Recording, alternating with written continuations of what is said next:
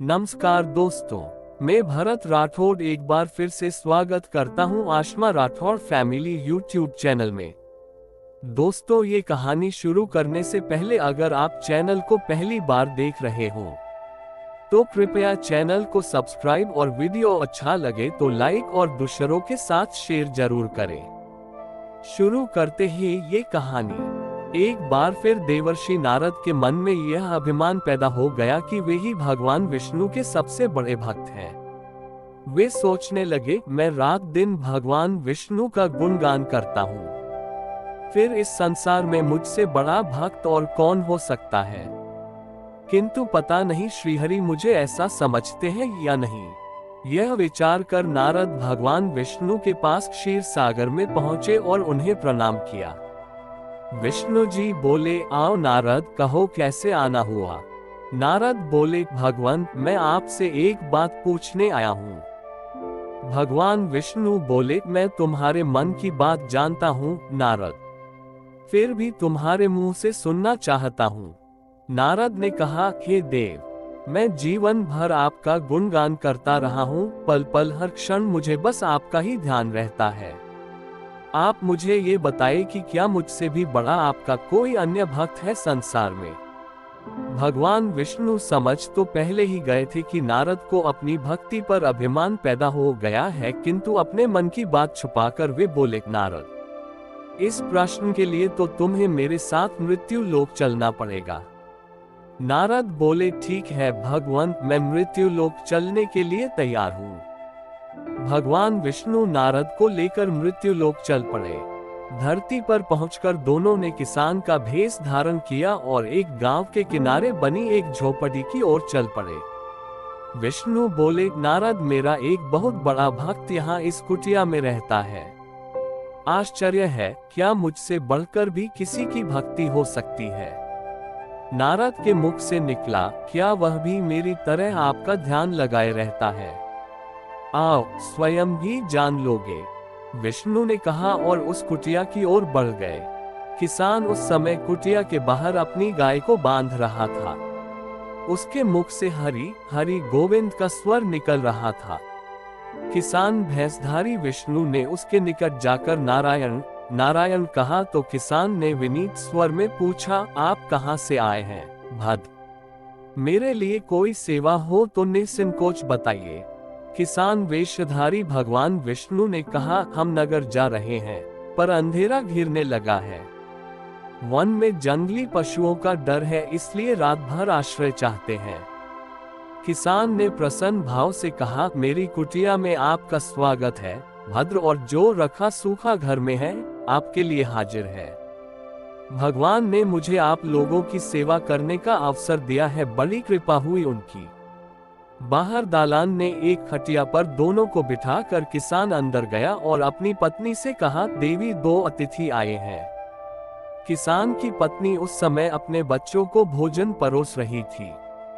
धीरे से आटे का बर्तन दिखती हुई बोली, घर में इतना सा ही आटा है और ये बच्चे और भोजन मांग रहे हैं। किसान बोला, कोई बात नहीं, हम अतिथियों को भरपेट भोजन कराएंगे, तुम बच्चों को आज कांजी बनाकर पिला देना। नारद और भगवान विष्णु ने उन दोनों का सारा वार्तालाप सुना, फिर भी परीक्षा के लिए भोजन की थाली पर बैठ गए। जब दोनों भरपेट भोजन कर चुके तो नारद सोचने लगे, ये सीधा साधा गृहस्थ भगवान का सबसे बड़ा भक्त कैसे हो सकता है। उधर श्रीहरि ने किसान से और भोजन लाने की फरमाइश कर दी। बोले, मेरा पेट अभी नहीं भरा, क्या और भोजन मिलेगा। किसान रसोई घर में गया और जाकर पत्नी से पूछा, कुछ और भोजन बचा है क्या। पत्नी बोली, बच्चों के लिए कांजी बनाई है, बस वही शेष है। विष्णु और नारद वह भी पी गए। किसान और उसके परिवार को भूखे ही सोना पड़ा। भूखे बच्चे माँ का आंचल थाम कह उठे, माँ, नींद नहीं आ रही है, मुझे बड़े जोर की भूख लगी है। पिताजी ने उन अतिथियों को कांजी भी क्यों पिला दी।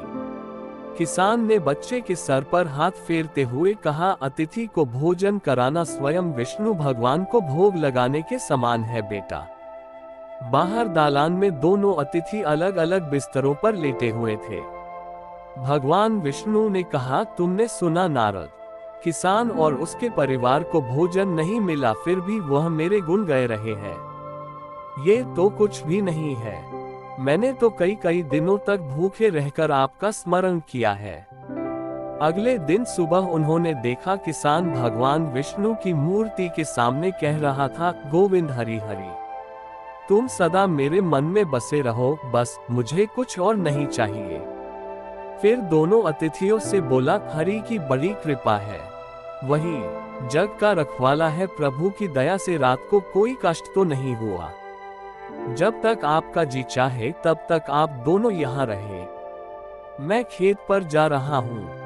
किसान भैंसधारी श्री हरि बोले, हम भी तुम्हारे साथ चलेंगे यदि तुम्हें कोई आपत्ति न हो तो। नारद और विष्णु भगवान किसान के साथ उसके खेत पर गए। किसान बोला, यही है अपना खेत, अब मैं अपना काम करूंगा। गोविंद हरि हरि। नारद बोले, तुम तो सत्पुरुष हो, भगवान के बड़े भक्त हो, हर घड़ी उनका नाम लेते रहते हो। किसान बोला, अरे कहाँ, काम से जब भी थोड़ा बहुत समय मिलता है तभी उनका नाम लेता हूँ। नारद ने पूछा, कब कब मिलता है समय? किसान बोला, सुबह उठता हूँ तब, रात को सोता हूँ तब, और दिन में जब भी काम से समय मिल जाए। ओ समझा, नारद के मुख से निकला। दोनों जब किसान से विदा लेकर चले तो नारद ने व्यंग्यात्मक स्वर में कहा, आपने सुना भगवान, वह सुबह शाम 2 बार ही आपका स्मरण करता है, जबकि मैं हर समय ध्यान करता हूँ। फिर भी आप उसे महान भक्त बताते हैं। नारद की बात सुनकर श्रीहरि चुप रहे, किंतु मन ही मन उन्होंने कहा, कारण भी जान जाओगे नारद। विष्णु ने एक कलश को तेल से लबालब भरकर नारद को दे दिया और बोले, नारद इसे अपने सिर पर रखकर बिना हाथ लगाए सामने वाली पहाड़ी तक ले चलो। ध्यान रहे इस कलश में रखे तेल की एक बूंद भी जमीन पर गिरने ना पाए। नारद बोले, ये कार्य सहज तो नहीं है। ये कहकर नारद ने कलश सिर पर रख लिया और पहाड़ी की ओर चल दिए। नारद पहाड़ी तक गए और लौट आए। विष्णु बोले, लौट आए नारद, ठीक है, अब ये बताओ कि इतनी दूर जाने और आने में तुमने कितनी बार मेरा स्मरण किया है? नारद बोले, एक बार भी नहीं भगवान, करता भी कैसे, मेरा सारा ध्यान तो तेल और कलश की तरफ लगा हुआ था। श्रीहरि बोले, तब तुम ही सोचो, वह किसान दिन भर कठिन परिश्रम करता है, फिर भी 2-4 बार मेरा स्मरण जरूर करता है, और तुम एक बार भी मेरा स्मरण नहीं कर पाए। विष्णु की बात सुनकर नारद के अंतर चक्षु खुल गए। वह श्रीहरि के चरणों में गिरकर बोले, मान गया प्रभु, जो संसार के झंझटों में रहकर भी आपका स्मरण करते हैं, वे ही सबसे बड़े भक्त हैं।